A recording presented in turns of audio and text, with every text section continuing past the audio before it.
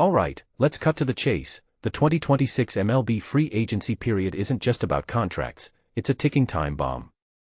With the CBA expiring in December and a lockout looming, players and teams are stuck in a high-stakes game of chicken. Who blinks first? That's the real drama here. And honestly, this chaos might reshape how we see free agency forever. Let's unpack why. First off, the CBA deadline is like a dark cloud hanging over everything. Teams are already divided, half are tanking, half are scrambling. But here's the twist, players might not wait. Stars like Tarik, Skubal or Chisholm Jr. could rush to sign before the lockout freezes the market. But is that smart? Or are they leaving money on the table? Personally, I think the lockout panic is overblown. Teams always negotiate last-minute deals, but maybe not when $200 million is on the line. Let's talk pitching.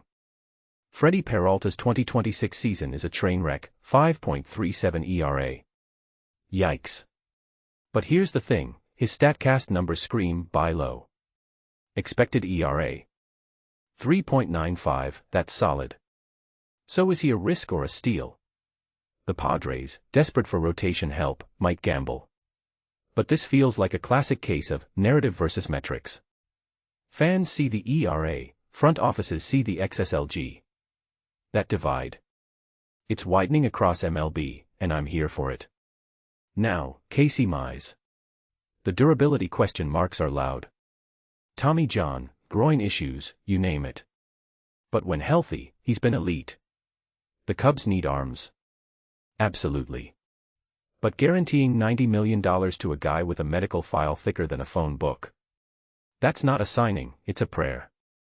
What this really exposes is how teams value track record versus potential. Mize is a coin flip, and Chicago's rotation is a junk drawer of question marks. Randy Arozarena's the wild card. A 31-year-old outfielder thriving. Unusual, sure, but his 2020 seasons and glove work keep him valuable. The Cubs could keep him, but why not Miami? Imagine Marlins Park with a speed power threat. But here's my hot take, teams are still overpaying for 30-plus stars who can't play D. Arozarena's a great player, but $18 million per year at his age. That's a bet against father time. History says it ends badly. Michael King opting out. Bold move. He's got 2 years, $58 million left.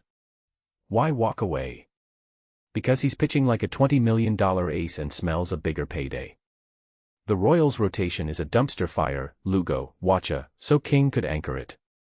But here's the kicker, his walk rate's up, K's down. Is he a number 2 starter or a glorified middle reliever? That debate could cost him $30 million. This isn't just about King, it's about how MLB values versatility versus stamina. Trevor Rogers is the ultimate what-if guy. 1 year of ace-like ball, then injury roulette. Toronto's got Cease, but Rogers lefty magic at the Rogers Center. Poetic. Still, 133 innings max. Teams will cap his contract at 4 years. And that fastball topping out at 96. Not terrifying. This isn't 2010, velocity matters. Rogers is a puzzle, can you buy consistency in a sport obsessed with upside? Chisholm Jr. and Skubal. Let's geek out.